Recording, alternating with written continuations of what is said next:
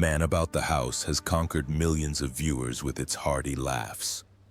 But behind the halo of the screen are the real-life tragedies of the talented cast. From broken marriages, struggles with addiction, to sudden deaths, their lives contain secrets that shock fans. Let's explore the tearful journeys of the deceased stars and pay tribute to the legacies they left behind. Let's get started. Ootha Joyce as Mildred Roper. Ootha Joyce, full name Ootha Joyce Needham, was born on 20 August 1927 and played the sharp-witted and ambitious Mildred Roper in the sitcom Man About the House, 1973 to 1976, when she was 46. The role established Joyce as a British television icon, with her wry and sophisticated sense of humor alongside Brian Murphy. Not stopping there, she continued to bring Mildred back in the spin-off George and Mildred, 1976 to 1979, conquering the audience with the image of a wife who always aspired to rise up.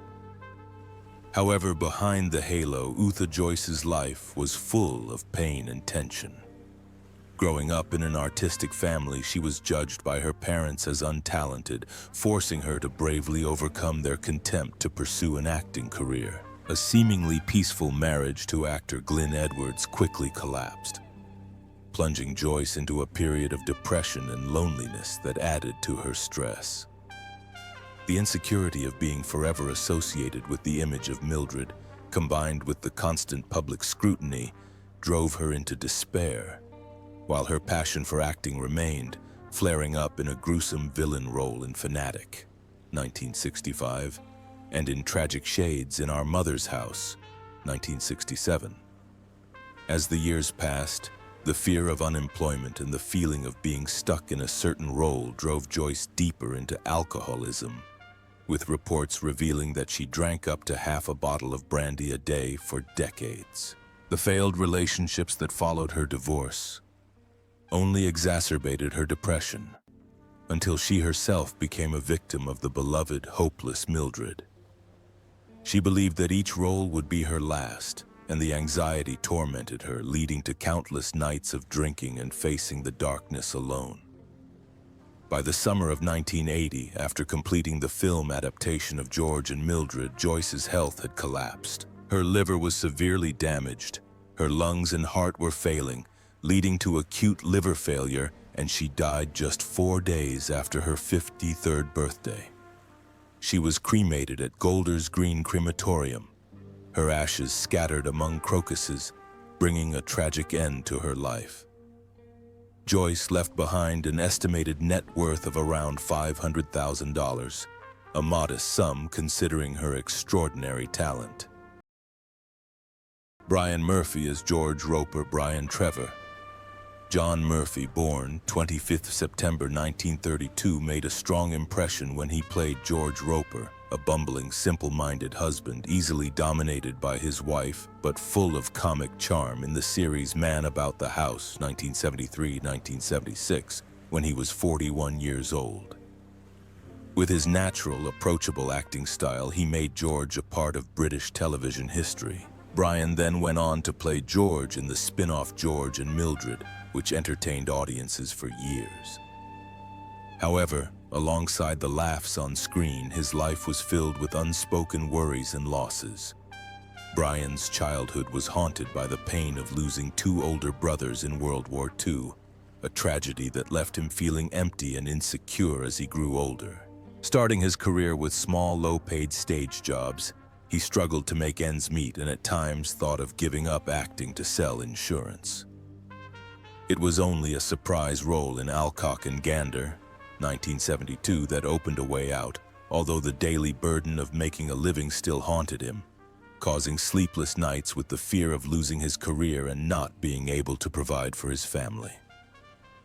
Marriage did not bring Brian a peaceful shore either. His first relationship with Carol Gibson, which lasted more than 2 decades, ended in the 1980s, leaving him with lingering doubts and deep loneliness. The pain was compounded when his co-star and on-set soulmate Ootha Joyce died suddenly in 1980 from alcoholism. Brian struggled to recover before finding his faith again with his second wife, Linda Regan, and gradually made a name for himself with the film Last of the Summer Wine, 2003-2010, although his heart still bore many silent scars. In his later years, even in his 90s, Brian continued to passionately pursue his acting career and was preparing to appear in a film with his wife in mid-2025 when he was suddenly diagnosed with bone cancer. Just 3 weeks later, he passed away on February 2, 2025 at the age of 92. Brian Murphy is estimated to have left behind a net worth of around $2 million, a worthy figure for a long and enduring career. Doug Fisher as Larry Simmons. Douglas Marjorie Banks. Fisher was born on 20th of September 1941 in London and made a strong impression when he played Larry Simmons, the humorous, cheerful, and somewhat mischievous neighbor in the sitcom Man About the House, 1973-1976, when he was 32 years old. Throughout 27 episodes, Doug Fisher made Larry an indispensable part of the legendary trio alongside Robin and Chrissy, leaving an indelible mark on the audience. Fisher's humorous and generous role as Larry received much praise in the history of British sitcoms during the 1970s. But behind the laughter, Doug Fisher's life was full of turmoil and suffering. Coming from a background without formal training in drama, he always had to try his best to prove himself, which made him put his career above his family. Both of Fisher's marriages ended in bitterness, leaving cracks in his relationship with his children and causing him to carry a heavy sense of guilt that lasted for years. Although he found another chance at success with his role as Jim Medhurst in London's Burning, 1988 to 1993, he was unable to find the warmth of a family, gradually becoming lonely and withdrawn from the limelight. The heavy workload and the haunting memories of his failed marriages took their toll on Fisher's health, causing his heart to weaken severely. In his later years, although he continued to take on supporting roles in television series such as Jonathan Creek, 1997, he always seemed tired and cynical, no longer believing in personal happiness. He once said that the spotlight was only temporary, but that loneliness was what really stuck with him. On July 9, 2000, Doug Fisher died of a heart attack at the age of 58, ending a life full of ups and downs. His estimated net worth at the time of his death was only about $300,000, a modest figure compared to the beloved roles he played. Dennis Waterman as Frank Wasserman. Dennis Waterman, born 24th of February 1948, made his mark even with his brief guest appearance as Frank Wasserman in the 1974 episode Did You Ever Meet Rommel of Man About the House when he was 26 years old. He appeared in the series after being famous for his powerful, heroic roles in The Sweeney and Minder, where he also performed the theme songs, becoming a pop culture icon. Waterman's powerfully charismatic image has resonated with generations of British audiences for decades. But outside the spotlight, Dennis's life was turbulent. He had 4 marriages, most notably to actress Patricia Maynard, the mother of his 2 daughters, including Hannah Waterman, which ended bitterly due to conflicts and distance. His relationship with his children also became strained as Waterman devoted almost all of his energy to his career, neglecting his family and leaving behind wounds that were difficult to heal. His subsequent marriage to Rula Lenska collapsed amid allegations of violence and public scandal. Alongside his successful career, Dennis struggled with alcoholism, which led to a driving ban and a reputation as a rebellious, unruly artist. The pressures of fame, failed marriages, and constant drinking dragged him into scandal, although he managed to bounce back and shine with new tricks from 2003 to 2014. These efforts demonstrated his extraordinary endurance, but they could not erase the series of controversies that followed him throughout his career. Dennis Waterman died of lung cancer on May 8, 2022, in Spain, at the age of 74. His net worth is estimated at $5 million, worthy of more than 60 years of dedication to the arts. Daphne Oxenford as Chrissy's mother, Daphne Margaret de Gravel Oxenford, was born on 31st October 1918 in North Finchley, and made her small screen debut as Chrissy's mother, Mrs. Plummer, in the 1973 sitcom Man About the House, aged 54. Although she only appeared in 3 episodes, the role left its mark as a strong, somewhat stern but loving mother. Daphne's voice became very familiar to audiences on the radio show Listen with Mother, and now continues to conquer television audiences with her natural, subtle acting. However, her personal life was still filled with lingering pain. As a young woman, Daphne lost her first love in a tragic car accident, leaving a void that could never be filled. Although she later married and had 2 daughters, the pain of that loss haunted her for decades, causing Daphne to often keep an emotional distance from those around her, afraid that she would suffer again. She found solace in art, devoting decades of her life to the BBC and the theater, but rarely spoke openly about her trauma. In her later years, Daphne faced loneliness when her husband, David Marshall, died in 2003, after more than half a century of marriage. She moved into Denville Hall, a nursing home for artists, where her health gradually declined due to age and chronic illness. Despite this, she still tries to keep in touch with her former colleagues, occasionally reading books and reminiscing about her glory days on Coronation Street, or The Children of Green Knowe, works that earned her great respect from audiences. Daphne Oxenford died of natural causes on December 21, 2012, at the age of 93. Her net worth is estimated at $400,000, a modest figure, but a true reflection of a life devoted to the arts. Bella Emberg as traffic cop. Bella Emberg, born Sybil Dyke on September 16, 1937, and appearing in Man About the House in 1974 at the age of 37, played the traffic cop, a small role that still brought laughter and charm to the audience. In the series, Emberg's traffic cop was a strict, law-abiding character, but still full of humor, adding to the show's characteristically lighthearted tone. In real life, Bella Emberg has had her fair share of heartache. She has had multiple failed relationships, never married, and has suffered from a persistent loneliness that she rarely shares publicly.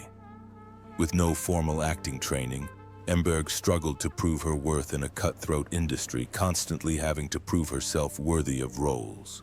Feelings of alienation and pressure from her career sometimes pushed her into a mental breakdown. However, Bella bravely pursued her passion for acting, leaving her mark on popular comedy shows such as The Russ Abbott Show, 1980-1996, and Bear Behaving Badly, 2008-2010. But behind the spotlight, her health gradually declined, along with emotional struggles that she tried to hide. A career spanning 6 decades could not fill the emotional void, leaving Emberg immersed in lingering regrets and reflections. She died suddenly on January 12, 2018, at the age of 80, of alcohol poisoning, shocking the public. Her estimated net worth was around $300,000, reflecting her enduring career but limited finances. Jeremy Bulloch as Derek Sutton. Jeremy Andrew Bulloch was born on February 16, 1945, and appeared in Man About the House in 1974 when he was 29 years old.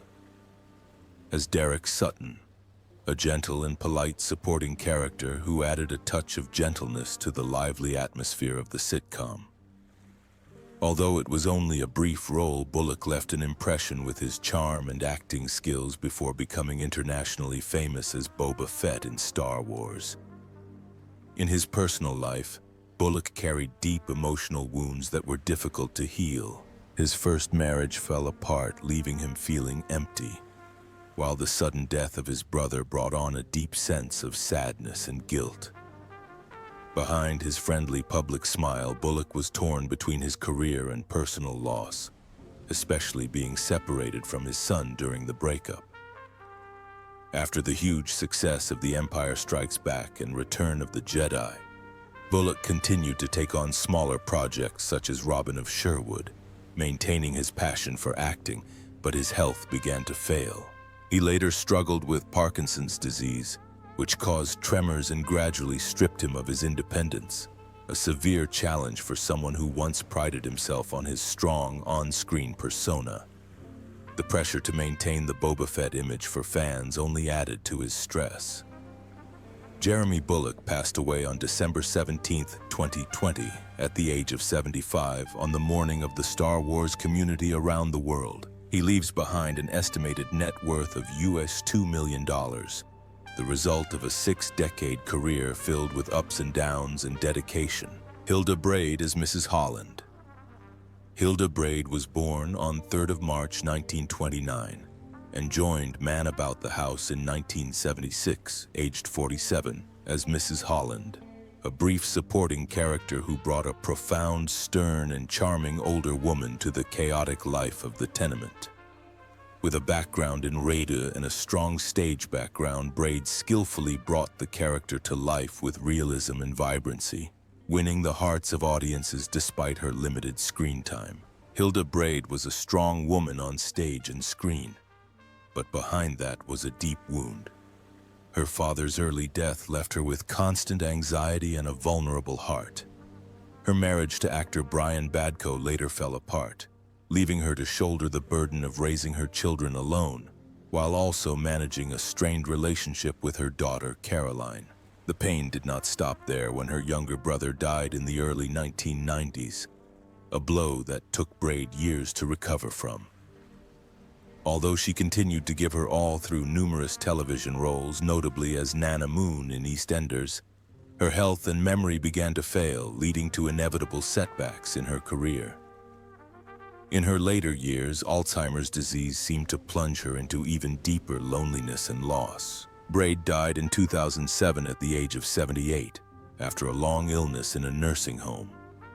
At the time of her death, she left behind an estimated net worth of $200,000, a modest sum given a long and dedicated artistic journey that brought with it both joy and pain in the resilient heart of an artist. Ian Lavender as Mark Arthur. Ian Lavender was born on February 16, 1946. He had a memorable role in Man About the House in 1974 when he was only 28 years old.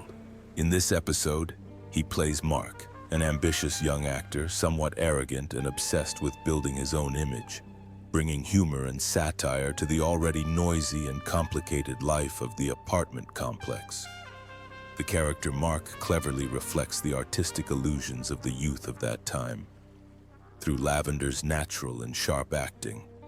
Besides the halo, Lavender also experienced persistent difficulties in her career. Despite being the golden boy of his father's army, he struggled with low self-esteem when his later roles failed to achieve the same success.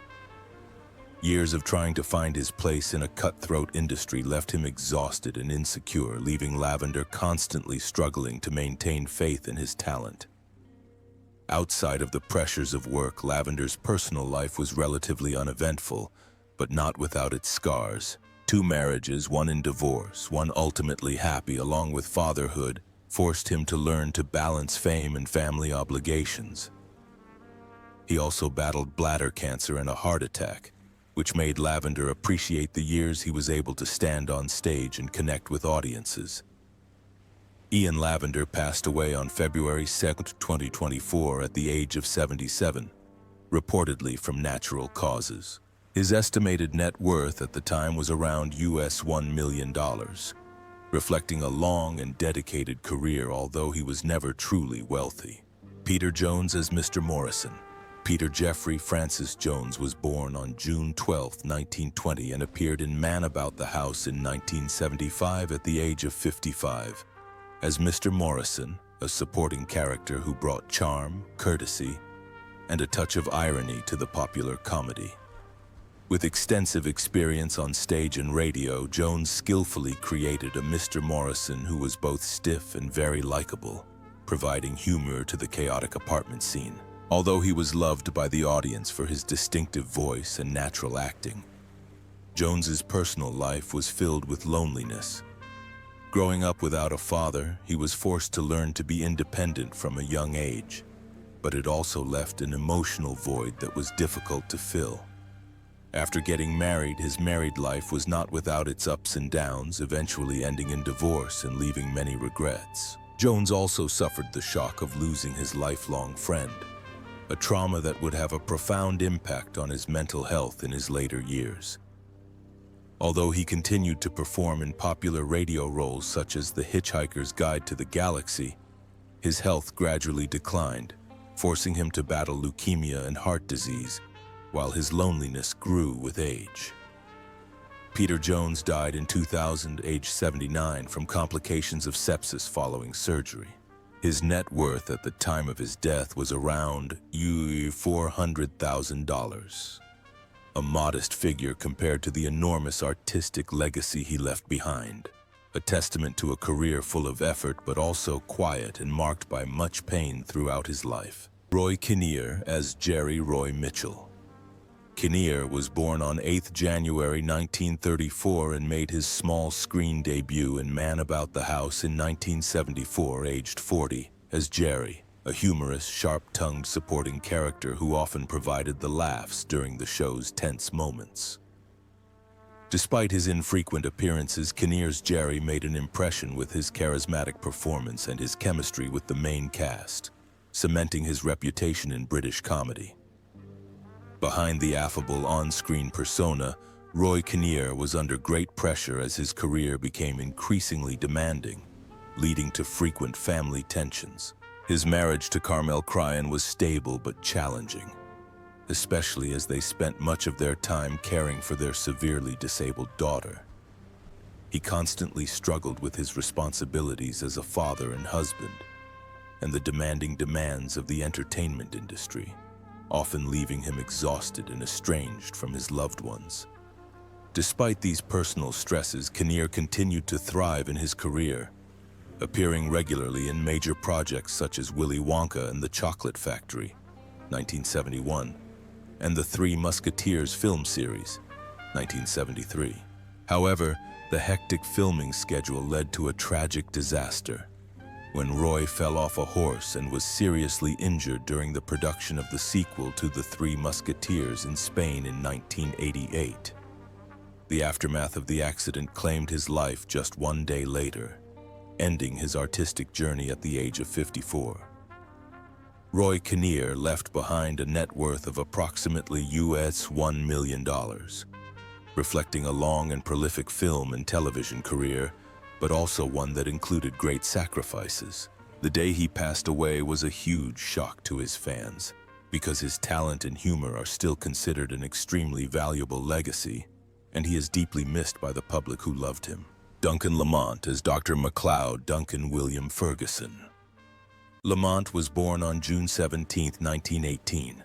He first appeared in Man About the House in 1973, at the age of 55. As Dr. MacLeod, a sharp-witted but compassionate doctor who brought some quiet and human moments to this comedy. Although his appearance was brief, Dr. MacLeod left an impression on the audience thanks to the calm, profound character that Lamont skillfully portrayed. Behind the scenes, Duncan Lamont had to face a lot of pain. 2 failed marriages, both of which ended in tension and distance, left him with little faith in family happiness.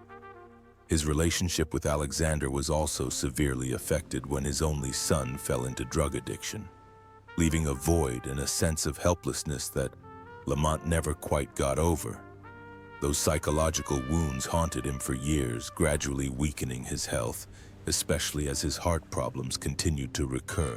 Although he continued to work on film and stage, Lamont became increasingly exhausted both mentally and physically. His sudden death from a heart attack in 1978 brought an end to a brilliant but lonely career. Duncan Lamont's net worth at the time of his death was estimated at $200,000, a modest sum considering his fame and contributions. The figure is a sad reminder that despite his heights, he could not buy peace of mind, leaving behind a remarkable cinematic legacy, but also one filled with lingering regret and grief.